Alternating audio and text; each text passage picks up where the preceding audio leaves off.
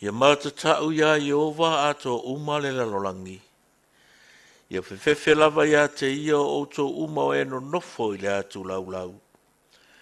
Wā o ia lava na whetala iane o na iai lava lea. O ia na tulei maila na fionga o na tū mai lava lea. E whaaleo ngā ina e Iova o tau pulupulenga o nu ese. E whaai uvale ina e ia o mawhau whaunga o tangata.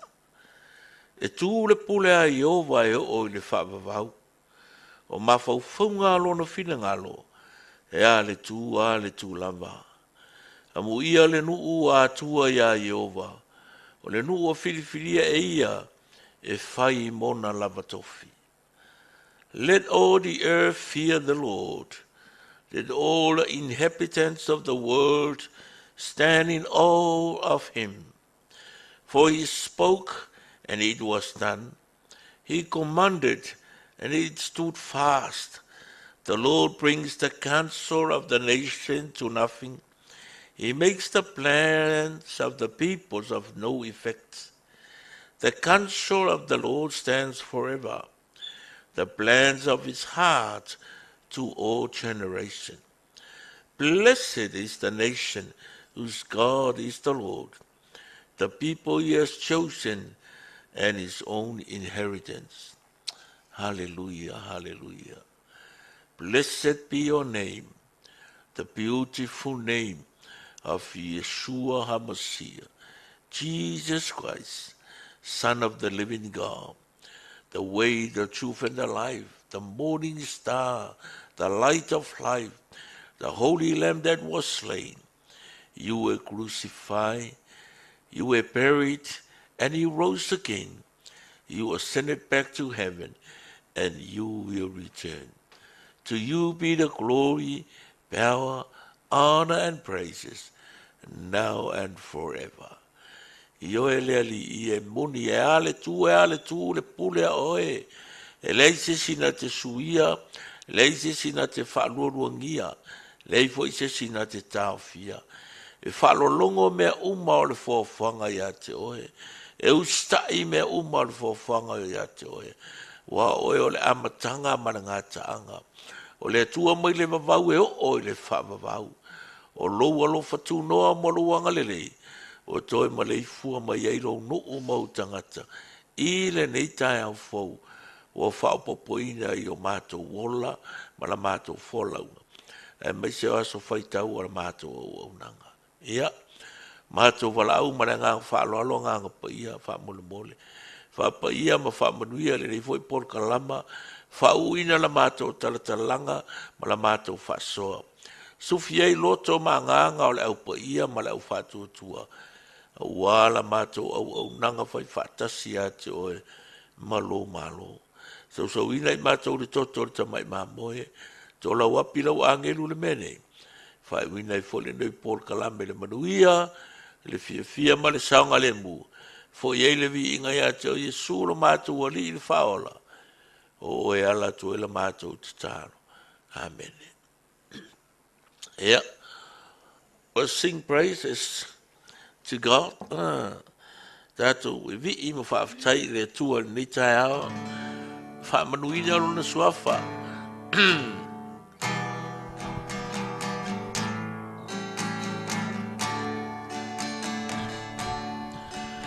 Mata utia lava oe. Mata utia lava oe. Sia e lo leo ia vi ia oe. E mata utia lava oe.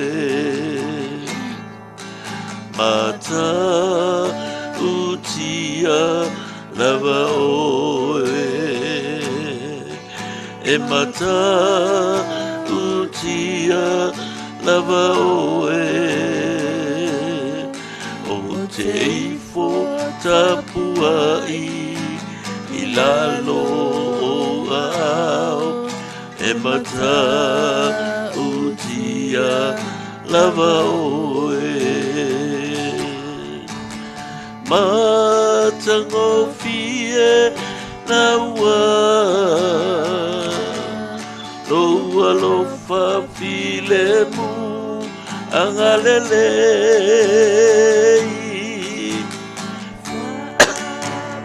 fea ona o tala tala loto atumu na o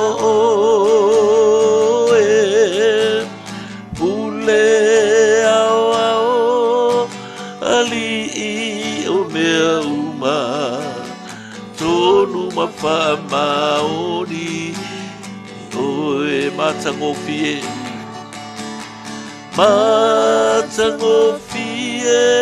na ua loa lofa filemu angalelei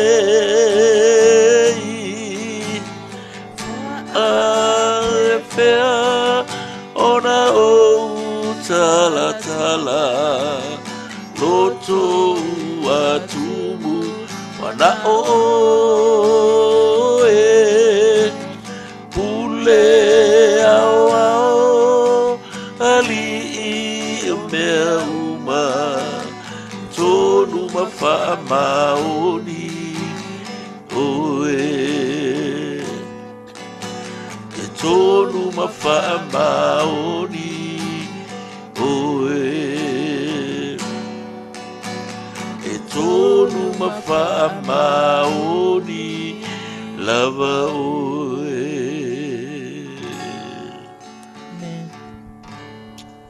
tonu mawha maoni lava oe nei maso uma i lau upu ma lau whasino manga i ala uma lava e le ai se mea e se ai lau whina ngalo ma lau awhionga. Me le whaititia i le vi inga ia te oe e le ngata i le neita au a o aso uma mataimi uma au wā o e lava o le tua a mi tonu. You are a righteous God, just everything you do, Lord, sounds good to us. The excellent God, the best and our one and only King and Lord. Hallelujah to the name of Jesus. Amen. Yeah, you. Ele se me sa si ai pe fa le tonu taturi. Amen. Fa tai fo ile. Kare se pistapo mo le pese na usuina. So sinda nita au ia le tua, fa ia le tua kare sia mo le tua pe pese. O mai o nita. O mai la usu, o mai le male fu mai fa nunga le nita. Manuia meu. Evi ia le tua. Au si o lo fa malu malu pea au lo fo ta tu li. Ia te oe male ainga mai se foi o fe au nga luenga o fe nga ye ni as fo. Excuse me. Ia lo nga tonu o vai aso le nei tu langi ta tu te yai. Aso lua le lai tu ia a ole a fiafi po fa pena na malu le fiafi le si tu le ia. Vi ia le tua e wina tanga ese folinga aso i le tu ma le tu ai tu mau la vale alofa le tua. Islam never changed yesterday, today and tomorrow. Amen. Evi i ai le li ona o lona fa maoni malana mi tonu ya te oe ma uma tato uma ta lofa tu ni tai au tato ainga se o matu tina pele fituna li mai Samoa ia va pe foli tamai at spera ia vi ele tue ni tai au foti nam te ma wala fai mai whanunga le lei ma mlei fua mai ulua le manuia ma le marosi ia va pe foi ma tau nei tu alo fatu foi le sunga le li awa o ia from sanga church efu ia vi ele li o mlei fua mai whanunga le lei ni tai au church ia pe foi whanau i nai Samoa le lau fau ia e nani machuli ia wala fai mai fe au mga luenga praise the Lord amen ia ole ma losi mo oe mau le nei tai au o so soni me ile ngang po ia mo mai le Johannes fulmal fa Alon fai upo luas fu malfitu. I want to read to you John chapter 14 verse 27 from the New International Version. Peace I leave with you. My peace I give to you. Not as the world gives to I give to you. Let not your hearts be troubled, neither let it be afraid. Amen. O te tui nā tu ia te utou le manuia. O lo manuia o te avatua ia te utou. O te lea vatu ia te utou e whapeo nā vatu e le larolangi. Aua lea tu tu vale o tau loto. Aua foi tau te mātatau. Amen. Whamanuia mai le tua e whaitawina la na fionga. Au tua le tau talanga whamalosi mo tā tau le nei tae. Peace in spite of the circumstances. E iei le file mu ia te oe e ui lava i le tele o whaafela vei o savalia ma whasanga i pēa. Ia iei le file mu ia te oe mau ia sa uma. A tono stasi lea o mea o lo whape nao na sa ili e tangata e mafuai o na wheo ai solo. Ua mafuai o na fia malanga i Amerika, fia malanga i Australia, fia malanga i New Zealand. Ia po nisi motu file mu pe o Samoa ma nisi atunu atu motu. E iei le file mu, e leini vevesi. E leini taua, e leini whewai vai inga, e le whaalongo ina ni pāpā, ni whangwhangua, ma ni pomu, ni tane tau, e maise le tele ma vave o le o, ta wale afi, ma no fo afi, ma wa alele, i teimi uma maso uma, le crowd o le streets, ma le city, e le ngata i solo te te, ia o ta ngata whenga solo ai, e whaia me o whawhia fianga, o tā whaonga ma meu, pe wale maua i se file mu, ia pe whao na mai tau ina tā tau e, I amise to inga tunune e ia ia areas for ye fe mai no foi tangata will retire tangata o matu tua voi ele mana o miela to le pisa o ele mana o miela to le to tele o tangata ia ole o langa foi na o pe ole tu na manga ane foi to inga tunu e o le matu tua voi le no vale o lo matu e mo to ina lo no vale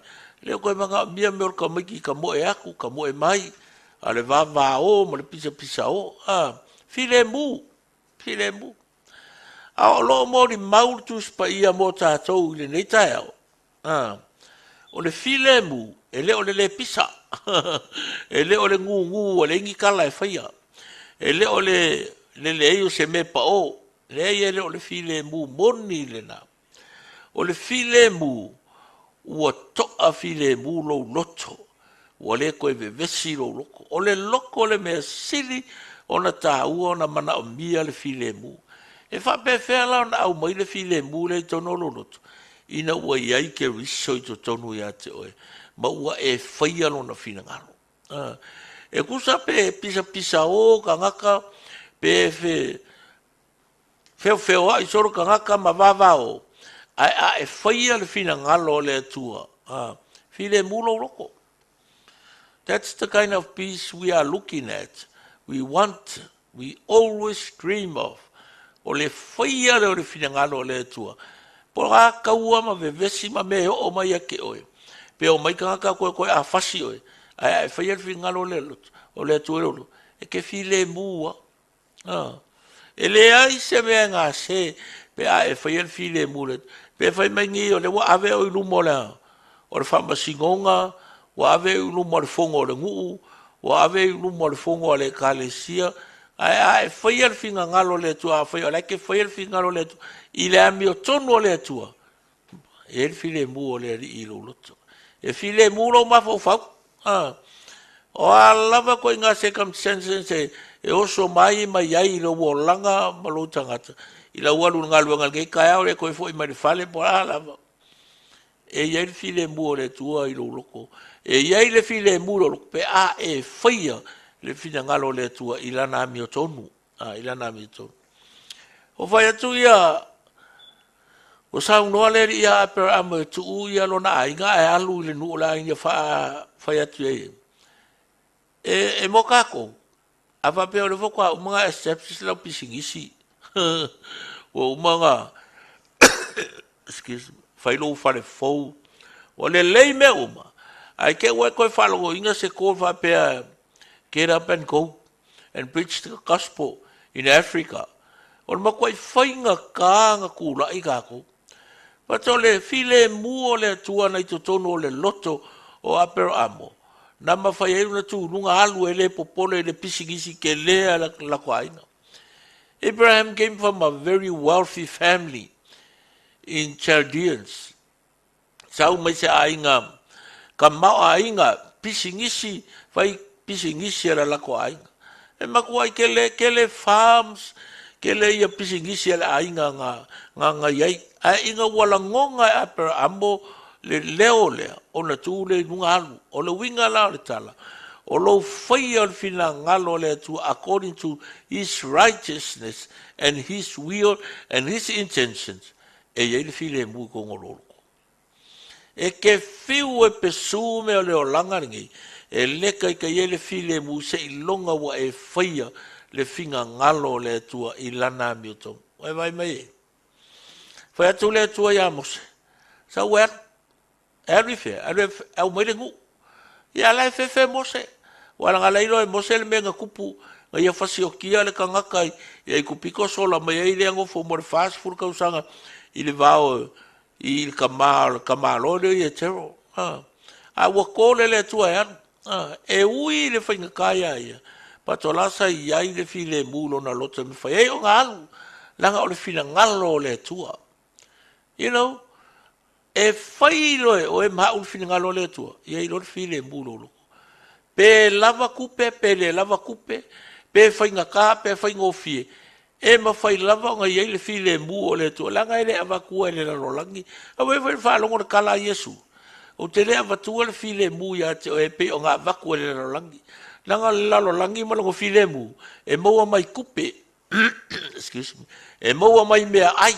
E moa mai fale, e moa mai lava mangaia, e moa mai le whaavivi, ma le whaange, e mai se o oe o le kamamatu, o oe o le sao, o oe o le whaasao sao, e fio mai e kulolo loulu, ia ulu o la au. E li lifa uma mea uma ia ke oe, oe vai upu, o whainga ia ava koe le laulangi le file mui ke, whae aku se suafa makai, fili oe ave ma whaipule o le kongu, o aku uma kangaka e ko koma aku ma aku e solo ia lo fale ma lau ka vale ma solo vai e le ai le file muga pe mai le Yesu o ke le vakua fa pengar file mu ya ko daga vakua pengar file mu ya ko o le mimika me moa o le fa nge le me moa ya le rola me kupu me ngal mimika e ko ifo ina lope o ke puka ngesa mimika o manga vako i le tua me le leima me kele longa malo a ku ka malo fa mai pele o papelo ni kele el ngai er ko nga me la nga le muso ia le fainga i le ringa ia vako fa pengar file mu ele vako el file ele tu el file mu pe o nga vako le rola wa ku mai runga le male le lele le maunga mau lunga ma e alanga mai ai ai manga paki aku ka ngaka ia ke no ele fa penganga foi ele tua o le file mu la va to le tua o le kuli o e ke le file le me finga ngalo ile tua ona avatu le tua te o le loto tele ma le loto mau o fa longo foi tala i winga fa unga le tua the anointing of God of the Holy Spirit breaks the yoke and lift up the burden. It gives you wisdom, knowledge and understanding and the power and the strength. O le whaunga nā lea tua. O i ngā maua i le file mu o oe mā u yaso uma makai me uma. Pe ingi au kupe, pe ringi au kupe. Pe lava u meai, pe le lava meai. Pe mangai alo fale, pe makanga alo fale. E oli lava lo loto. Wa uma la leo lao mose. Wa uma leo lao mose. Maua mai ele tua, lai whao ai o sua lai kangi. O lai sa vari aku nunga le lua maa singa kalunga kangi. Sau ia sua, sau lo le a fia mai lo le tua fai, ia e loto tele, ia e wha maa losi. E pe ona o ia mose, o te iai fo ia te. Kurunga, kolosi le iau tana le la. O oe male nei no, I will be with you wherever you go. I will be with you. I will never leave you or forsake you. O te le tu ua oe, o te le tu la fai oe, tu la ilunga manu. Oe vai, o ka kula runga le atu. A iai le tua ia Mose, sa iai le tua ia Abraham, sa iai le tua ia Yosua. Ele lima kausanga ang whai e noa le waa, se lau lua se furu kausanga. E ui le whainga kāmari ki ngā, a sa iai le fi le mua i lona loto, langa le fina ngalo le tua langa ia whai ai le ngā ruenga. Peace in spite of circumstances. Whatever circumstances comes to your way, e iai le fi le mua le tua i lo loto, pe a e whaia lona fina ngalo. O alu ka vika e whairoa i maa, e alu e pingi le koa kau vore o koriaka. O reka ngakama kua whewhewe o mai saulo manga au, au ngā male au kau a koa Israel. But because o le tua nei to tono lona loto, na mafuai o ngā mwhainga hando e ia le whaafi kauri ke le, lau ki kilo koe. Ngā mafuai o ngā ie le fi le mu, le fi le mu. O ale tala lea le tua na saunoa i a kitiona. O e iai o ia iso se mea iai. A wawa fefe a kionga. Fefe kionga mea ngā mafuinga moa le upule o Iova Saloma o le atua o le fi le mu. E leo se fi le mu e au mai se mea. O ia o le fi le mu. Whapenga mawela le vaia ka vika e a koriaka. Le fe ai ma le leo a ma le e lai wala o mai. Le kea iai. Ai sea, langa o le fina ngalo le atua langa ke whaia. E mawhai ai o ngai a kanga inga le kanga kale a kumai. E whapena fo le ia o e ma. E mawhai o nei manu malo o whawhi tauri. Pe ai ai le atua ia tua. Wai vai le pese fo ngale e uso kamiki. With Christ in my vessel, I can smile at the storm. I can smile at the storm. Ai ai e su lo loto. E mwhai o nga e akai le wha. Sola e ria. Awa alanga mai ia.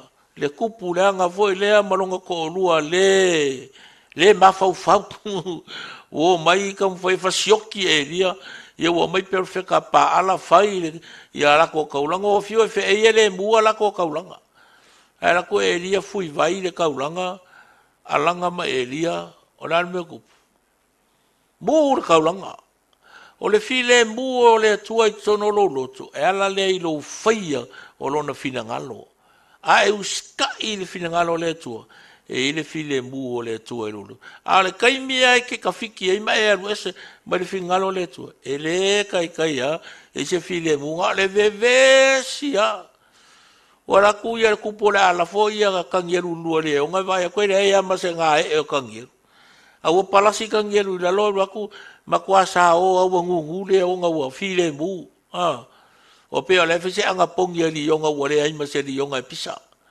e wa ke i le uso ku kai e va kwele ai maseli o e vala o ku ai o e mai kangi it is the peace of God within his heart. He can handle any problems, any circumstances. Wa vai mai le ka o le ye o le filo o lo fai o le filo ngalo le tu e mo ai le file mu lo loto pe ngai sa msongi ma le ano ai o tangata o lo whamawina i le tuspai al whenga ngatua e o mai lava le kaimilingi ku mau lava le file mu o le tua tono lo loto pe merikala seska ngaka e siri aku le ko akele o ke luciano o fasi o kia le kaimilingi ngai lo ke siango ngai ai le whakaka au amakanga the first 300 years of Christianity o le winga la le tala e o mai kaimingi o la lava breaks through ke siango i fafi kauli ma me fainga ka ma fa fela ve o le langi why mo file mu o le tua fa fenga mo ina o faia le fina ngalo le tua a e faia le fina ngalo le tua la so nei pe o ke faia e ye le file mu o le tua tono lo ainga. You got to make sure you're doing the will of God according to his righteousness. And his peace, the peace of God, will never come away. Will never stay away from you. E ku mau lo loko, il kongo lo loko I fale malosi se o manga, lo to lua ma lo ai nga ma so se me ke le ia e fai al finga ngalo le tua ai o ke fai al finga ngalo ka au ai ke fai al finga ngalo ka e ku finga ngalo le tua e ma kua ke mu o e ma fe me ai oi i mea uma te alu ei ma upo te fai ai kau kala vo al finga ngalo le tua pe ki ngā pe whainga kau kala pe iai, ngā mōwhai rau while mua le tua. Ia whamuria mai la le tua i lo loto le nei tai au, amen. Ia e sila fia ma, ia e talitonu le upua le tua.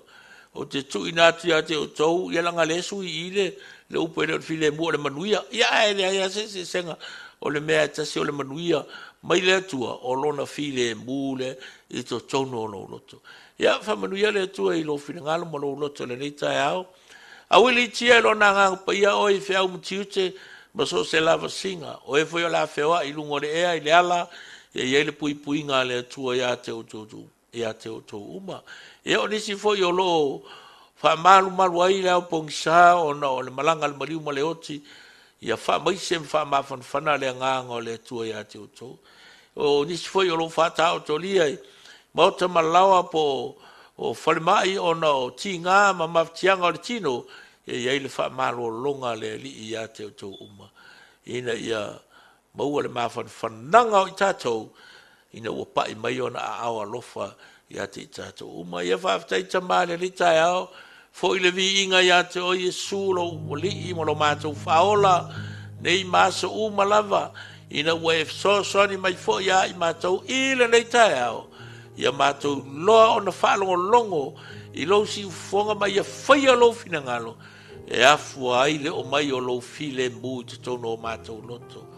Ia tinei a lava lo mātou na ono e whātou nuu mea mātou te mana na oai ai le whātino ina lo fina ngalo. A wai ve vesi ai mātou li tele o taimi. Ai am mātou whaia lo lava fina ngalo e mau ai le file mu moni ma le ato toa i le nei fo launga o mātou iai. E mai sala mātou o nanga. Ia whamanui e lau paia i lato umano mātou mafuta le nei tai au. Mai se foi nei whanau ia onga. E olo ngā lulu e le nei aso. O na misionare i tawhai fio le rarangi. O na iuso o sawa aina o no le mau e winga ia te oe. Ia po au o na tofi foi o le tala le lei. Ia anga le lei mai whamanui e mai a i lato uma. I le nei aso atoa. Ia whai wina le manuia le fia male saunga le mu. Fo ia le vi ngai a to Yesu lo mātou ali le faola. O e ala to le mātou titano. Amen. Amen. Praise the Lord. Ia. Ia le soa for tātou ali fa tai lava le ma futa mai fo nei tai au fo tua matila penu mai.